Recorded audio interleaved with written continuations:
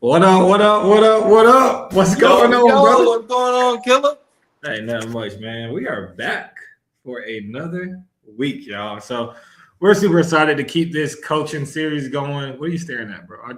Are we starting today? Don't start with me today. Don't do it. Don't do it. I just seen it. You know what? Hey, we're back here for another week of the coaching series. I don't have a hat on, so if Jamal throw any jokes, I need for y'all to flame him in the comments, please and thank you.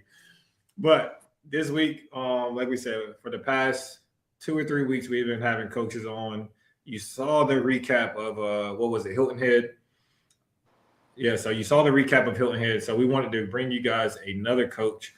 And this coach, I'm gonna just tell y'all like a quick backstory. The funny thing is, I think we probably only exchanged words in person, very short conversations backstage. But he's everywhere. So, like, of course, everybody like they sent us to nonstops. They sent us to Rare Breed. But I think they're overlooking somebody because this guy always have somebody at shows. And like I said, I've spoke to him probably on a few occasions, but very short. But I ain't gonna hold up the episode, y'all. We have Mike, aka Dr. Frankenstein, coming on the podcast. What up? What up? What's going on, Mike? What's up, my peoples, man? Thank you so much for having me, man. This is a dream come true. Hey, man, thank you for joining us for sure, man. Yeah. So first and foremost, can you give us a quick intro? Kind of just tell us about yourself, how you got into coaching, and I guess kind of where you coach out of. Yeah, for sure, man. Well, I'm Mike Stein, aka Dr. Frankenstein. I'm 40 years old. Some of y'all don't know that. I don't look at black, don't crack. But but man, I coach out of Virginia Beach. I've been bodybuilding personally since 2014. That's when I started my journey in the NPC, and then I was dabbling into the OCB, but just wasn't good at that. So I took that transition to NPC.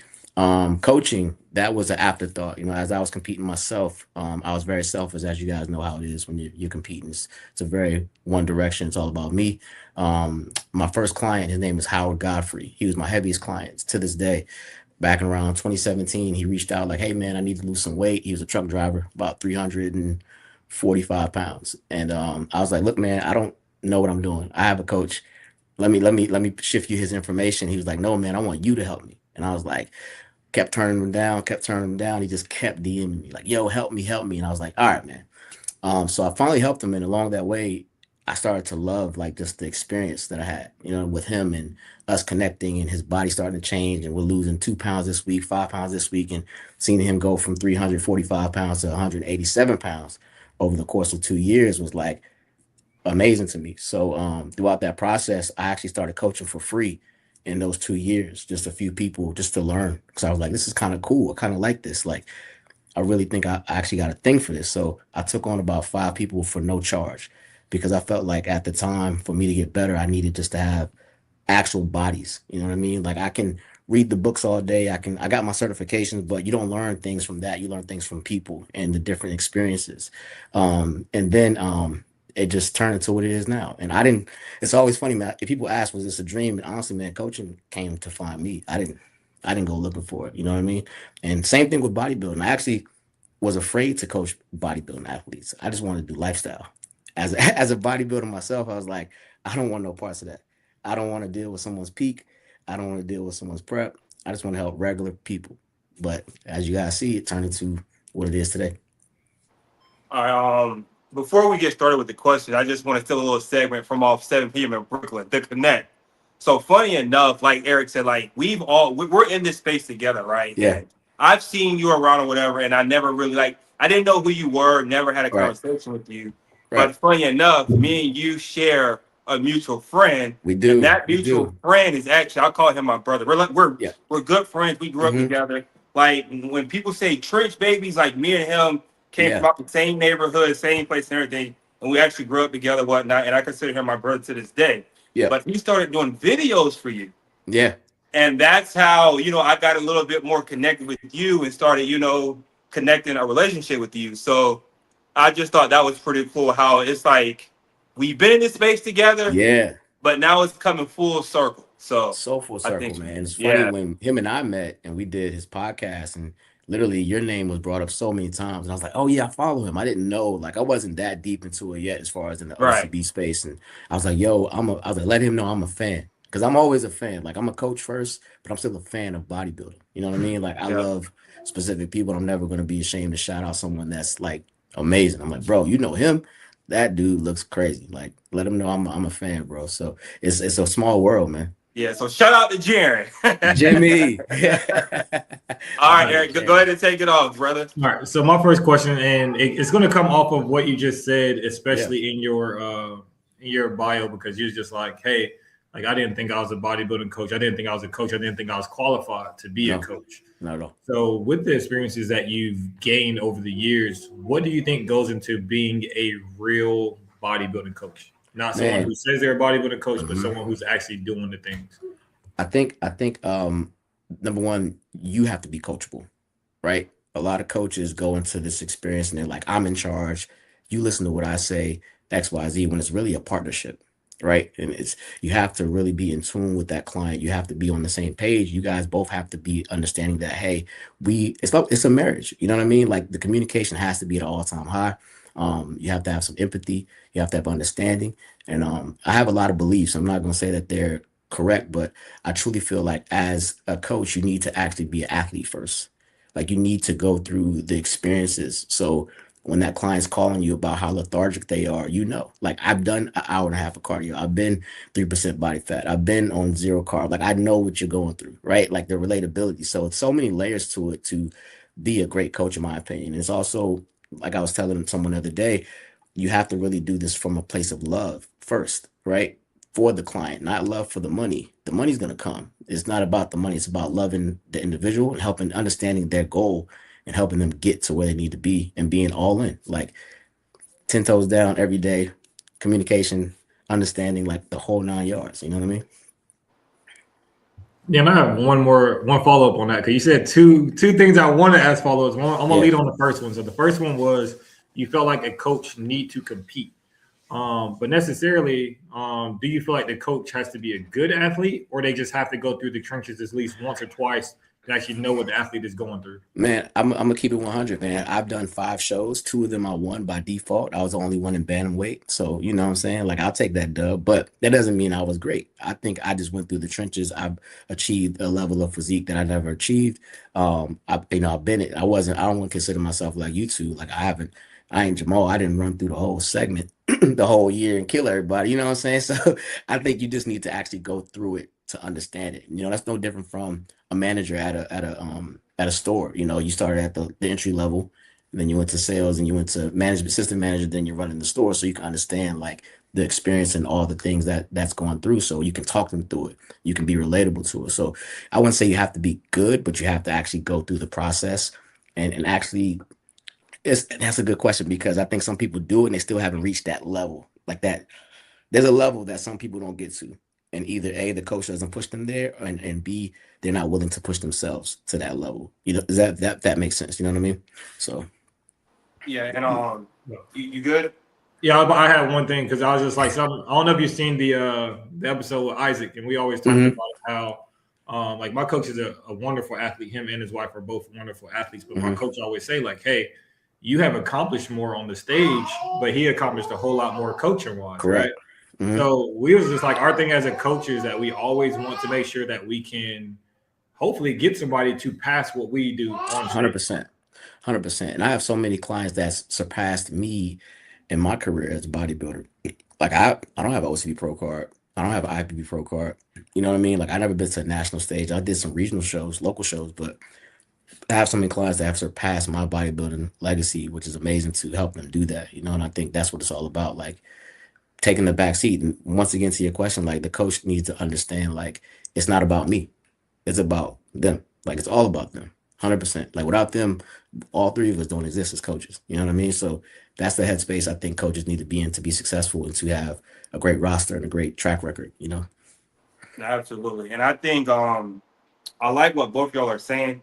But just because you're a great competitor or a great athlete will not make you a great coach. Thank you. So let's just throw that out there, yes, right? Sir. 100%, man.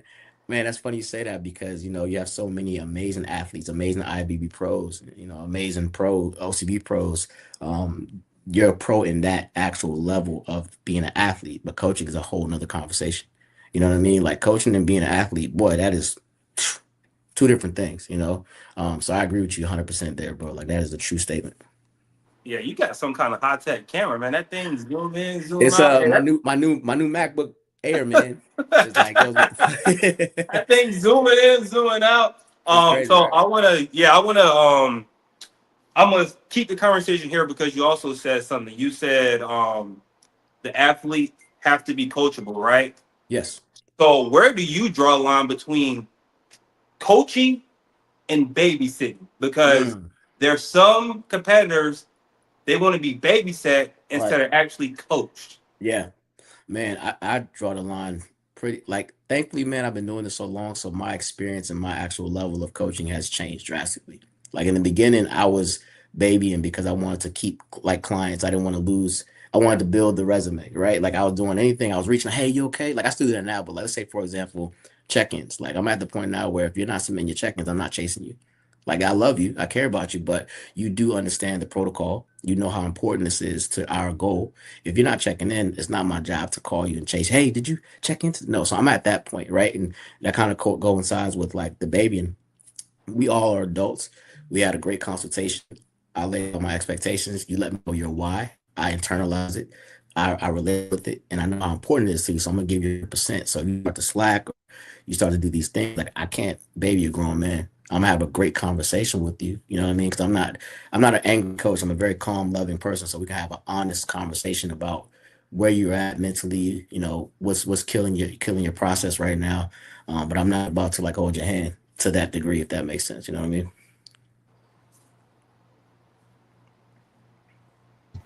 Oh, I thought you had something else. You ain't got nothing else? Come on. Go ahead. All right, gotcha. So I think with the direction I want to go now is because you talked about your check-in process. You talked about, managing different people, because I think that's the one thing that people don't understand. Correct. As a coach. You're managing different personalities. You're managing a lot of different things.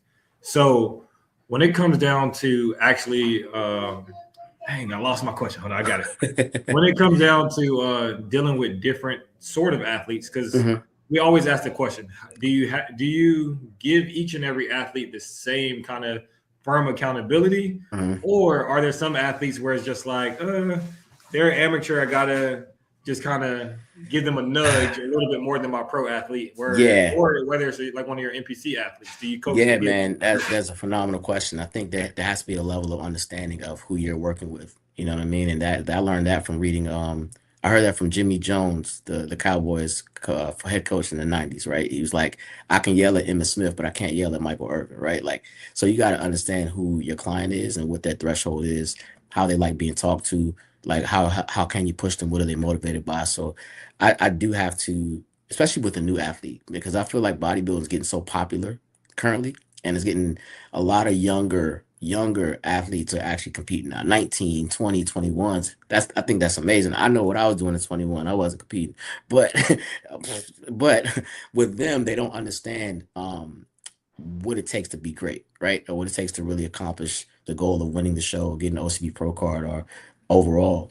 So you may have to, I wouldn't say baby them, but explain more the why, so they can understand why you're taking this away, or why you're adding 10 more minutes of cardio, or why, I need you to do this. And it might be in their feelings about it. It's like, hey, this is actually the process, not just like do what I say, but let me explain to you why. You know what I mean? So they can be like, okay, gotcha. And then the pros, they know what's up. This is like our 8th show. You knew the plan was about to change. You knew the car. Let me get that. You know what I mean? So like, let's get it. You know what I mean? So it just depends on the person, but you do have to have that different level of understanding who the client is and their threshold. So when it comes to that, with all of your clients, do you ever have a client where it's just like, hey, trust the process? Or are you explaining everything to every client? Because I tell people, like, I'm an educator. Like, I like to educate my clients on very likewise to what you said you do. But then is there to a certain point where it's like, hey, bro, I didn't explain to you 5 times. You need to trust the process. Is there a difference between those philosophies? Yeah, I'm right there with you, Eric. I'm because my coach, my mentor, when I was competing, and honestly, God bless him, he's the reason why I'm sitting in this chair today with the knowledge I have. Because I was the questioning type of client, especially once again, I'm very candid. I was an enhanced athlete, right? So I wanted to know about what I was taking, what I was doing, like all these things, and and he was so big on like, well, let me teach you about this so one day you can fish for yourself. And that's what I love to do with my clients. Like I tell every single client, every single new client on the console call, like, listen, become a student, because don't just pay me to get you to your goal. Learn about how we got there. So at one point you can do this for yourself. Because I ain't gonna be around forever. I don't want you to be paying me forever unless you want to. I'll help you. But you know what I mean? But to answer your question, I love to educate as well because I think it helps them understand the process. A lot of coaches, no shade, if they're immediately just trust the process, like now the client can question, like, do you even know what we're doing? Or are you just like, just what I'm saying? Like, let me really ask you, like, why am I running 6 miles a day? Whatever that protocol is, I don't know. But if you can explain them, I think they can actually internalize it. Now, once again, to your point, Eric, if you then told them 20 million times, it's like, bro, I didn't like, what else do you want to know, man? Like I told you everything. I told you how peak week may go. I told you about the water manipulation. Like this is how it works, you know what I mean? So, but yeah. Okay, I like that. I like that, and that's one thing that I do encourage athletes to do is ask your coach questions. Hmm. And if your coach get offended by the questions you're asking or aggravated at you, then that's probably not the coach for you, right? Amen. Yep. So, Amen. um, so the unique thing about you, you coach natural and enhanced. I do. So we get to pick your brain a little bit about Let's that. get it. Let's get So, it. just tell me the differences and the similarities between coaching a natural athlete and an enhanced athlete. And you can take this in any direction you Oh man. want to go. I love it. Great question, man. There's so many differences. There's the differences is man, it's so funny, man. Number one, let me say I'm love that I have natural athletes. It's something that's very important to me because I feel like the current state of bodybuilding, a lot of coaches aren't good unless they have supplements. You know what I mean? Like they need those things to help immediately get the result. Where with the natural athlete, we got some L-carnitine, some dandelion root, and I think that's about it. You know what I mean? Like, and your natural genetics and however the diet's manipulated, right? So I love that I'm successful with natural people because I think it's harder to get a natural athlete to the level that we need to get to win the shows that we win. You know what I mean? And it's a little bit harder for the athlete too, man. So it takes a lot of understanding, but it's very different because protocols are so different. Food is very similar, but the approach is a lot different because we have, once again, supplements. I wouldn't say it's not cheating, but it helps tremendously. You know what I mean? Like, if we have an enhanced athlete where we have an issue, it's like, all right, bro, well, here, let's add this clenbuterol into that. Let's get you some Anavar. All right, add this and do that, and it starts to work. You know what I mean? Like with a natural athlete, it's like really I have to sit here and be like, all right, I did that, we did that. Okay, I gotta have this. The stress is probably high. So it's a different approach from that because it's two different protocols. Similarities, they both have to work and they both have to stick to the diet. Drugs are not if you're not sticking to the protocol, you have no type of response. For example, I bet there's a lot of people in y'all gyms that are taking some stuff and they don't look like it because they're not doing the right things to actually adhere to the protocol. So diet has to be similar, on point with that, on point with the recovery, on point with everything. So those are the similarities. But as far as like the actual like protocols, like, man, I can take enhanced dude in like 12 weeks, be like, let's get it. You know what I mean? So, so it just depends, man. Okay.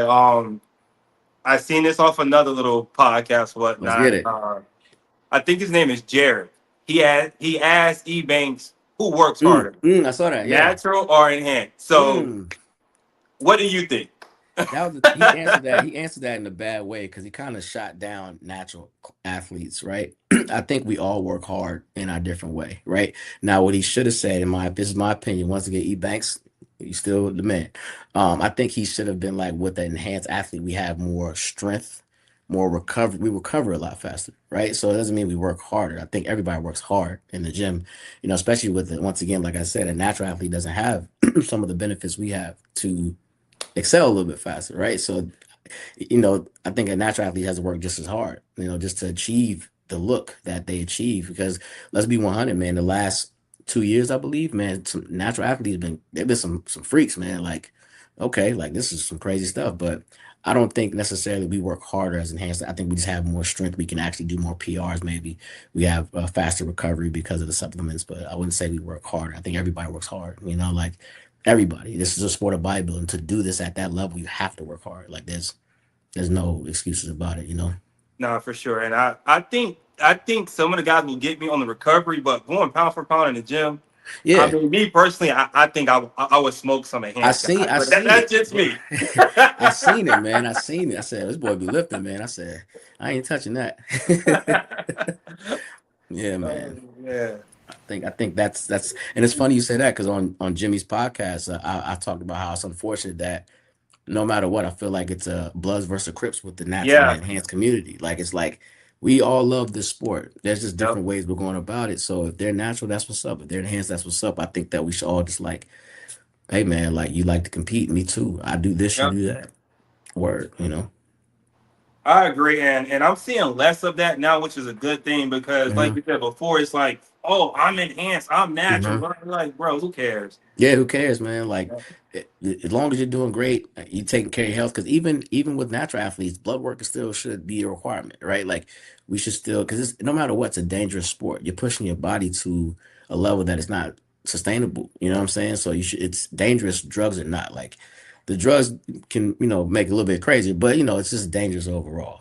So you know, So I have this is an off the cuff question, and it's a good one. So we got to build a natural athlete, right? Or we got to build an athlete in Okay. general, not All right. natural enhanced. You got to build an athlete, but you got 3 characteristics. I need you to rank the 3 characteristics and tell me why they're in that spot. Okay. So the first one is Characteristics. genetics. Okay. The second one is their mental, and the third one is their work ethic. Mm. So All rank those in which one in whatever order, Ooh, and then tell me why you put it in that order. Man. Okay. Man, you said genetics, work ethic, and what was the last one? And their mentality. Mentality. I think Okay. mentality and work ethic are 2 different things for me. Man, I agree. I would say mentality first Okay. because I'm really big on the mind. The mindset and the mind is so powerful. I believe that if your mind is in a position to truly believe that, you can achieve anything, regardless of whatever it is. So mentality first, um, work ethic, and then genetics. I only say that's a tough one because you got like Flex Wheeler who had amazing genetics but didn't work as hard, right? Like, and so I would say work ethic because even if you have good genetics, you still can get smoked by a hard worker. You know what I mean? Yep. Like genetics can't save you compared to someone that's putting in work, and that means in the gym, on stage, posing, whatever. Like, yeah, your symmetry might be on point, but this person's work ethic is just top tier. And your genetics can only get you so far, in my opinion. You know what I mean? But it helps a lot. Genetics it's a tough one, man. So I guess that's my order. I guess if that makes sense. I Yeah. agree. I would have put that 1, 2, 3 also for sure. Yeah. See, Yeah. I had a slightly different, but it's okay. Really? What you have? Nah, go ahead. What you I have? said, give me them genetics first because we going straight for Randy Moss. He got the genetics, right? They say he didn't work hard, but he had a dog mentality as number 2. So if I get the work at, if I get the genetics and then the good mentality, hopefully he ain't too bad at not working hard. Yeah. We know some people who genetics can carry them a very long way, but it stops them Correct. at a certain point. So it Correct. just really depends on how far that person wants to go, right? Yeah. A lot of people say Jerry Rice is their wide receiver GOAT. I think Mhm. Randy Moss is my GOAT, but it's one of those Sure. things that if he had Jerry Rice work ethic, then maybe we could call him the GOAT. But Yeah. he still made it to a pinnacle that a lot of people can't touch, Yeah. So And I think in this space, man, it's unfortunate, especially all of us being like in this for a while. We both all know that, man, some people that compete mentally are not okay. Like their mentality it's scary how many people are like competing that are not mentally in the right headspace. So like you need to have the right mentality and the mental to do this or this, any sport, but bodybuilding, it's such a mental thing first before we even dive into training and all that. Because if your mind's not there, it's not gonna work. Oh, trust me, I know from September to November, my mind was not there, but Man, I still pushed on, and that was yeah. just my way of. So Mhm. trust me, if your mental is not there, then Yeah. Yeah, you just coasting, man. And I think that man. I had a conversation about that with one of my clients today, and I was just like, the funny thing is, I always ask my clients, like when it's close to showtime, you know, when you got that last little bit to go, I always ask my clients, like, where your head at? Like, you got more to give? Because that's questioning two things. That's not questioning genetics anymore. Because we already here.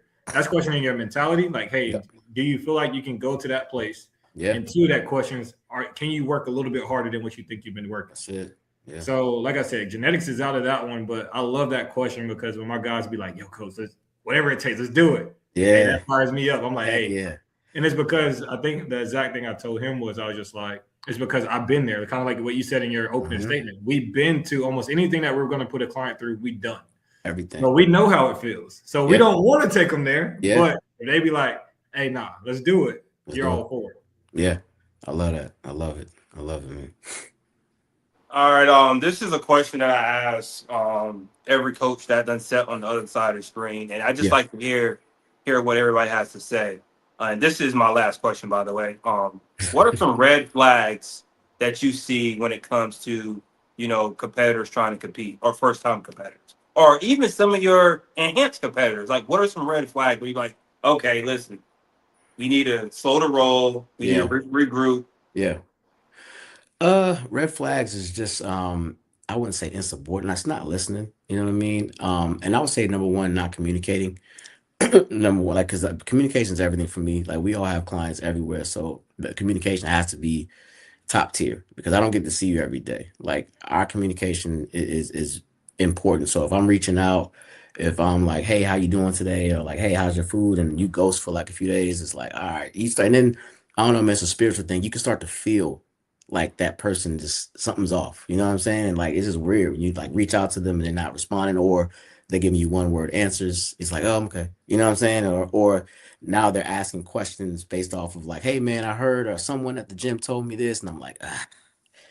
You know what I'm saying? Like, stuff like that. Because now it kind of tells me that they're not trusting your protocol and the process. So now it's like, all right, we got to reel it back in. Red flags as well is not checking in, right? Just disregarding that, which is, man, probably the most important thing of this process. This is the only way I can see how we're doing, how we're responding to make the proper adjustments to get us to our goal.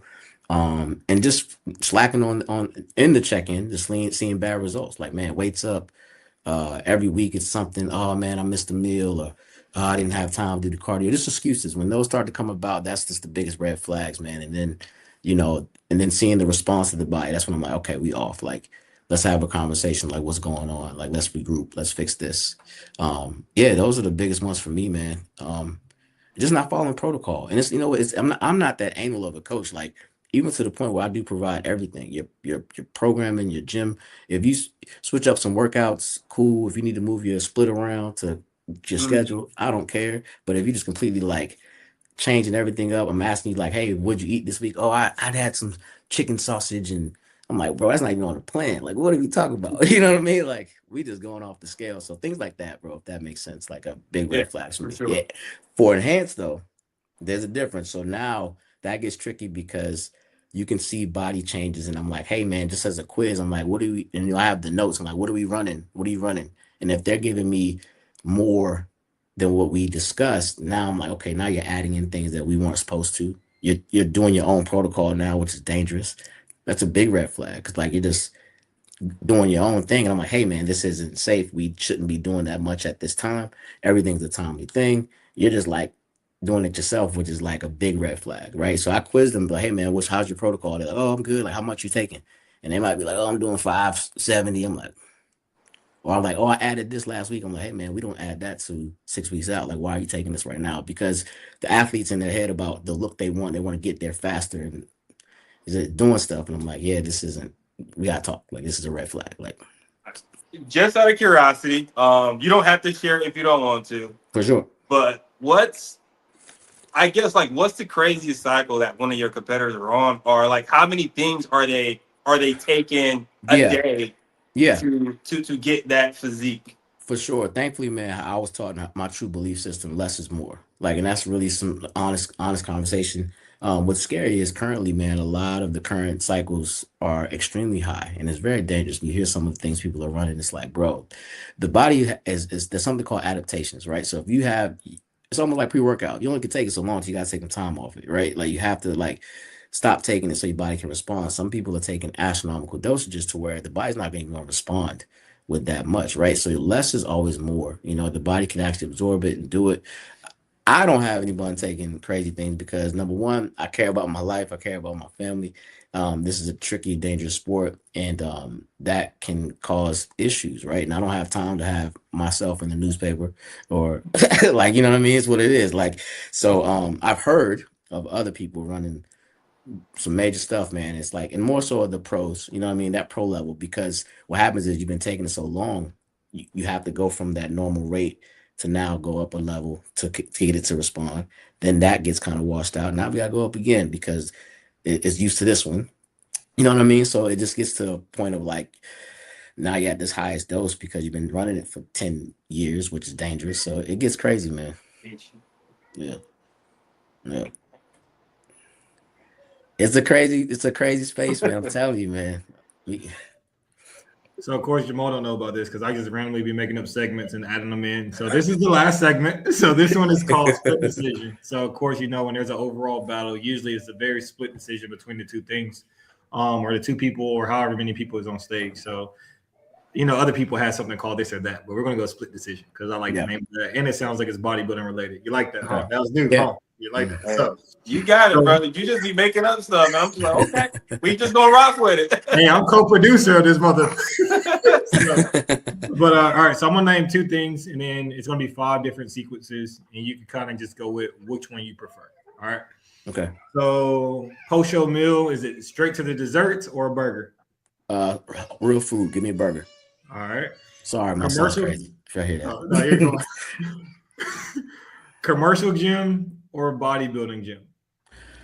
Man, I'm gonna be honest with you, man. I always say this: it's not the gym, it's the athlete. So give me some cables, dumbbells, and the Smith machine. I'll make it work, right? So maybe people sleep on Crunch or a Planet, and you can get it done anywhere. You know what I mean? I train at 3 in the morning anyway, so nobody's there. So give me whatever you want. Yeah. So this is the one that's going to be. I don't think neither one of these are positive. But would you rather your client undereat while in prep or overeat in the off season? I'd rather them overeat in the off season. Okay. I had 2 more. All right. So when you go to a venue, would you rather the venue be a theater style, auditorium style, or a Coliseum style?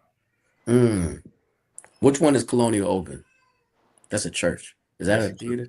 I think that's like a theater style. That's theater. All right, theater. Because Colonial is my favorite show. So whatever look like Colonial, I love Colonial, man. Colonial like set my career off. That's why I love it so much. All right. Last but not least, client placing 5th in their show, but love the experience. Nothing but smiles, gave their all, or a client that slacked off and still won first. Wow. Man, look, it's funny because I'm the most non-competitive / competitive person. I'll take that first, man. We'll figure it out. We'll figure it out later. But I'll take that dub, man. I got a resume that I love to keep where it is. Nah, because we can fix the slacking. We can fix it. You know? Yeah. You got anything? You got any answers for those, Jamal? No, but I got another question for you. So let's try to bridge the gap here. Give me one positive thing about the OCB. Yeah. And give me one positive thing about the NPC. Okay. Man, OCB, a few positive things. I've seen it grow so much in the last few years. Like seriously, at one point, man, OCB was like an afterthought, right? Like years ago. And it's really like cream of the crop. You know, especially like I'm in Virginia, so I feel like there's a show every weekend. Like it's like Williamsburg, Richmond, it's like then we got Apex. So it's like I think OCB is great because it's a great starter for a bodybuilder. It's a great like, hey, let me get my feet wet and then excel, and as a beginner. I love the fact that it's getting highlighted by you guys with this amazing platform. You know what I'm saying? And you can turn pro your first show. That's cool. I have so many clients that's natural. It gives the natural people a space to really be competitive in. So OCB has so many things. I think this for pros, winning money, you know what I'm saying, at that level. The it's just amazing, man. OCB's come up a lot. You know what I mean? The production, certain shows be like movies, man. I'm like, this is crazy. Like I was just in Florida. You know what I mean? I was like, this is nuts. They got a whole production team here. So, so yeah, OCB is dope, man. I think there's so many positives, and if you just want to get into the sport, like try it out. Because unfortunately, man, everybody will hear NPC and they're afraid of it, and it's like it's not like that. You know what I mean? Yeah, it might be some enhanced people, and even NPC has natural shows now. You know what I mean? So it's like for those that are afraid, you know, OCB is a great welcoming. Like, I might go do your first show here, and then you might transition to the NPC later.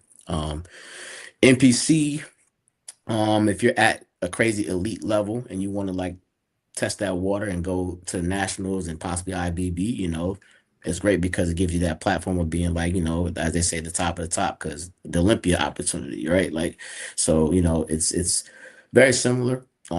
It's not going to be an opportunity to turn pro your first show. You can win, but you getting the trophy and go back home. So it's like that's about it. But you get qualified for nationals and you go to nationals. So I think NPC is great because, you know, like I said, if you are a beginner, you want to test your strength into another possible like level, which I think I'm rambling, but I think like the OCB pro level is very equivalent to the NPC level now. You know what I'm saying? Like it really is, man. Like people don't understand. Like NPC is okay, depending on the state. It's not as crazy as it used to be. You really can take some monsters from the OCB pro stage and go kill it in the NPC, in my opinion. You know, so they got their pros and cons. Okay. Yep. Good. That's all I got, man. Yeah, I've definitely seen that too, and I'll just add to that, and then of course we'll wrap. But Yeah. I add to that because there's a lot of guys who competed with me at the Yorton a couple years ago, even before that went and won, you know, NPC shows. Like you said, Yeah. there is different levels. You know, there's NPC, you know, your regional, and then you got your nationals. Like your regional shows that's around your area. A lot of people say, "Oh man," they automatically assume that the NPC is just everybody's, you know, super geared up and super on the Olympia level. And I was just like, that's not the case. That's just almost like I think at every show or competition of bodybuilding, everybody's not going to look like the pros. It's just not going to happen. It's just not going to happen. So it's one of those things of, like I said, I started in the NPC, so I know a background of where the NPC was when I was there. And it has grown just as fast as well. I think the OCB has grown way faster, of course, where it's at now. But like you said, they both have very good pros and cons to them. I'm not even going to say cons. They both have very good pros. Yeah. And then it's just ultimately where you decide to compete. Like you said, if people are scared to go into that NPC route, it's like, hey, there are natural organizations that you can compete in, dabble in. And most of the time, like myself, I came over here and I loved it and I stayed, you know? So it's just one of those things where people just have to find their lane. Yeah, for sure, man. I agree. But where can the people find you at? Let us know. Man, we'll wrap. Man, Dr. Frankenstein, Dr._Frankenstein 25 is my IG. You can find me there. I'm active every day, responding, shouting out clients. I'm in the Virginia Beach area, but I'm global. Like I'm at every show. I'm in Denver next weekend at an OCB show. I'll be in San Antonio the following weekend, and I go to Hawaii this year for OCB. I'm everywhere. So, you know, if you see me at a show, say what's up. I'm a very humble guy.